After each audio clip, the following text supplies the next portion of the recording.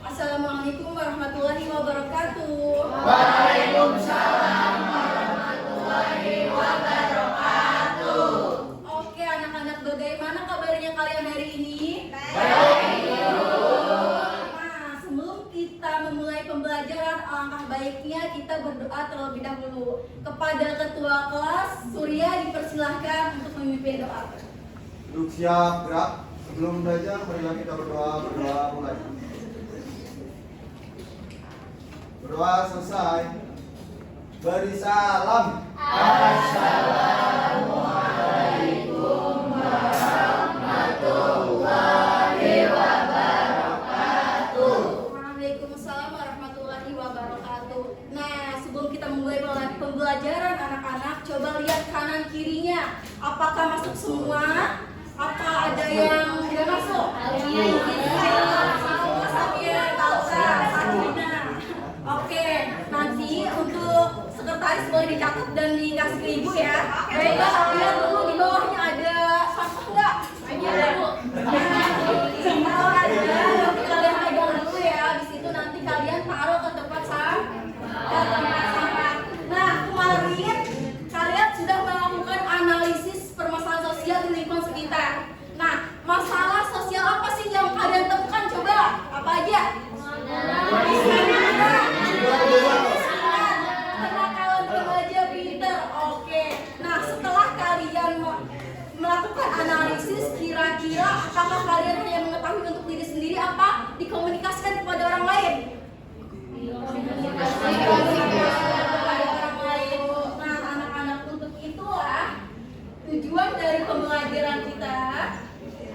Nah, tujuan dari pembelajaran kita bagaimana kalian itu mampu mengkomunikasikan permasalahan sosial dan juga pemecahan masalahnya kepada audiens atau kepada orang lain serta masyarakat. Nah, di mana di sini kita akan melakukan diskusi dan juga presentasi untuk hasil proyek kalian.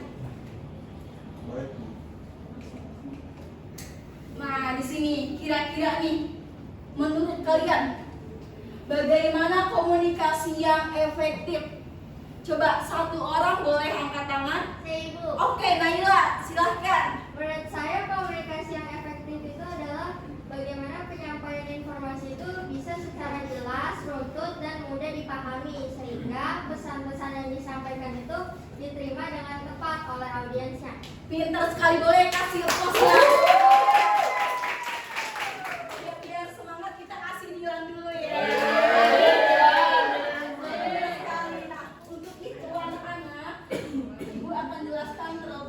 Agar kalian lebih paham nih bagaimana sih caranya mengkomunikasikan hasil penelitian kalian yang sudah kalian teliti itu bagaimana mengkomunikasikan kepada orang lain. Yang pertama, kita harus tahu pengertian dari bagaimana menyampaikan atau mengkomunikasikan hasil dari permasalahan sosial yang sudah kalian teliti, yaitu bagaimana kita menyampaikan terkait analisis terkait data yang sudah kalian temukan kepada audiens atau orang lain, termasuk kepada teman kita, kepada masyarakat, dan juga kepada orang yang memang membutuhkan informasi tersebut. Nah, ciri-ciri komunikasi yang baik bagaimana Bu caranya untuk menyampaikan permasalahan sosial? Yang pertama, boleh dibaca apa ini?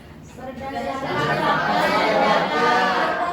fakta dan data, harus benar-benar ada datanya dan fakta serta objektif, anak-anak. Dimana kita menyampaikan itu harus secara runtut dan tidak boleh acak-acakan, sehingga apa? Sehingga mudah dipahami oleh audiens kita. Nah, setelah itu kita harus menunjukkan solusi apa? Solusi yang realistis. Nah, di sini Ibu sudah bagi ada 4 struktur penyampaian yang akan menjadi tugas kalian juga. Yang pertama, kita harus tahu masalah apa yang ada di masyarakat. Nah, yang kedua, setelah itu kita harus cari tahu dulu penyebabnya, apa sih yang menyebabkan masalah tersebut. Dan yang ketiga, apa boleh dibaca?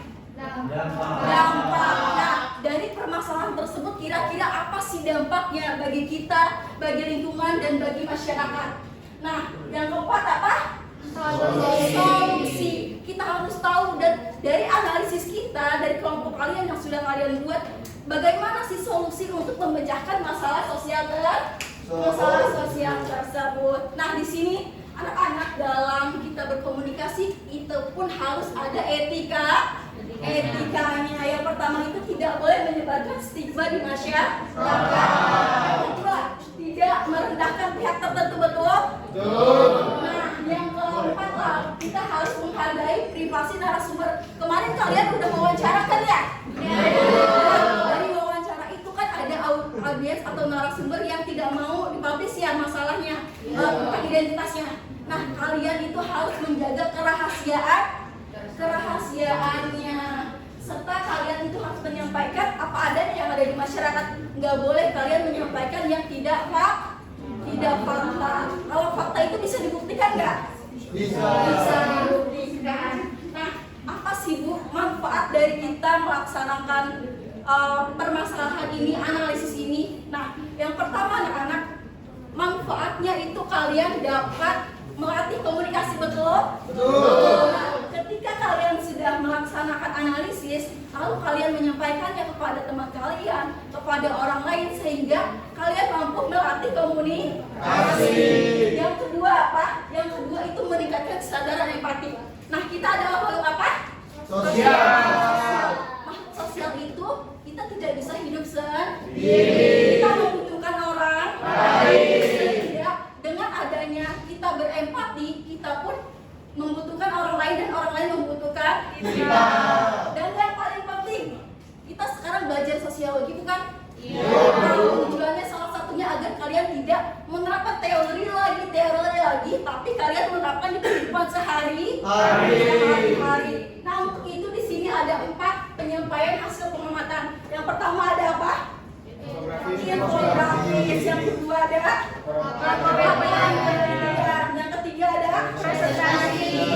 Yang keempat ada media digital. Nah, itu beberapa proyek yang bisa kalian lakukan atau bisa kalian buat dari informasi yang sudah kalian dapat di masyarakat. Nah, untuk itu karena kita sudah lelah mungkin ya. Nah, sekarang kita masuk pada ICT. Oke, di sini judulnya fakta atau opini. Instruksinya apa? Coba baca bareng-bareng. Jika fakta atau Kalau ibu bilang fakta, tepuk tangan 2 kali. Coba 1, 2, 3 fakta. Opini. Nah, di sini ibu akan membuat ada sebuah pernyataan. Dan kalian yang jawab, siapa yang jawab cepat, nanti kalian lihat tepuk tangan, entah itu fakta atau opini. Misalnya kalian tepuk tangan dulu, baru jawab itu opini atau fakta. Kalian sudah tahu instruksinya? Sudah jelas? Mulai ya? Iya, Bu. Belum jaka, sebentar. Soal yang pertama, berdasarkan hasil pengamatan terdapat 20 siswa yang membuang sampah sembarangan. Fakta atau opini, angkat tangan? Oke, Hana, coba fakta atau opini? Fakta. Betul. Apa salah? Kita lihat ini.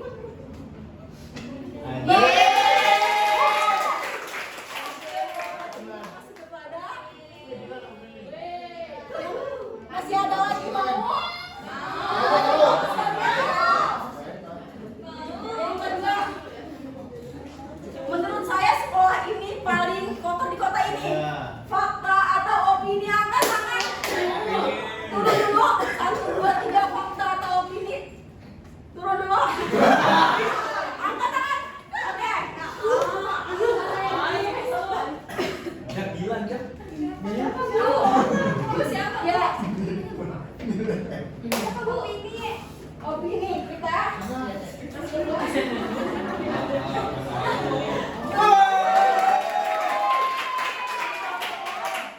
Hana dan juga Aini. Terima kasih. Oke, sama-sama. Lagi Bu. Nah,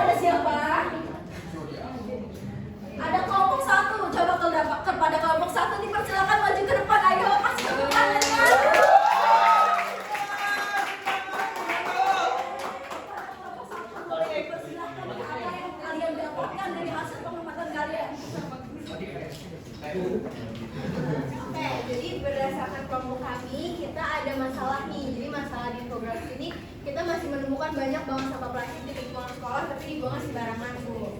Oke, lalu yang selanjutnya. Tadi itu kan banyak sampah plastik ya Bu, ada penyebabnya itu makanya kurang kesadaran dari warga sekolah terutama tentang bahaya sampah plastik itu sendiri. Oke, Peter, lalu Selanjutnya itu ada dampaknya itu lingkungan menjadi kotor dan tidak nyaman. pintar. Selanjutnya apa lagi?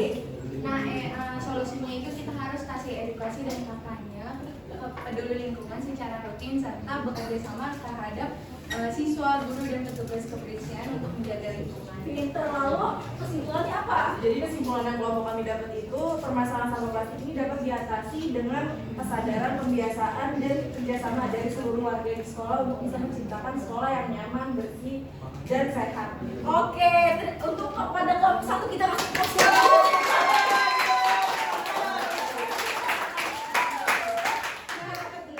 Dari apa yang sudah disampaikan, kira-kira ada yang mau kasih feedback nggak? Kira-kira dari presentasi ini apa sih yang menarik menurut kalian?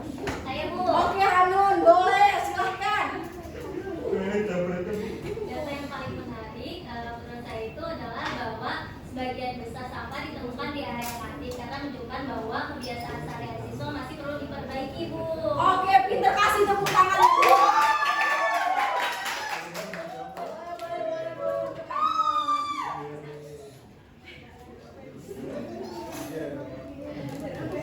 Nah, kira-kira nih, karena kita sudah selesai ya, Ibu ingin merefleksikan, coba satu orang siapa, boleh? Aku Kak. Oh iya, boleh, sudah dipersilakan. Jadi kalau misalkan pengalaman saya itu dalam mengkomunikasikan hasil pengamatan itu melatih bahwasanya kemampuan menyampaikan data secara jelas, secara runtun, secara sistematis, Bu. Itu saja sih, Bu, saya mah. Oke, kasih tepuk tangan.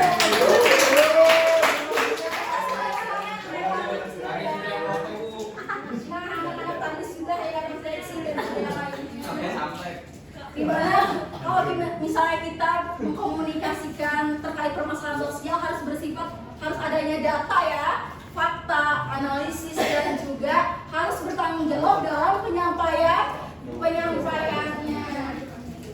Tadi sudah tugas kelompok, sekarang referensi tugas mandiri. Nah, di sini kalian nanti apa sih keterampilan komunikasi yang diperoleh hari ini dan bagaimana cara kalian itu menyampaikan permasalahan sosial agar tidak menimbulkan kesalahpahaman.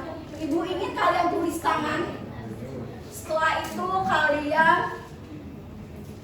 dikumpulkan di mana? Dan jangan lupa sampai besok jam 12. Kalau yang telat berarti tidak ada nih.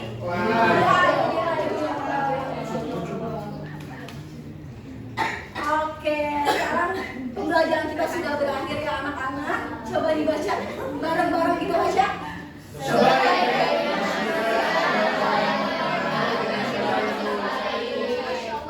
Sebaik-baiknya manusia adalah yang bermanfaat bagi manusia. Sehingga dari hasil analisis kita harus bisa bermanfaat bagi semua orang. Oke, sekian dari Ibu untuk hari ini. Ketemu lagi di minggu depan. Oke, kepada ketua kelas silahkan dipersiapkan. Duduk siap, gerak. Sebelum pulang ke pabriknya kita berdoa menurut kepercayaan masing-masing. Mulai. Doa selesai. Beri salam. Assalam.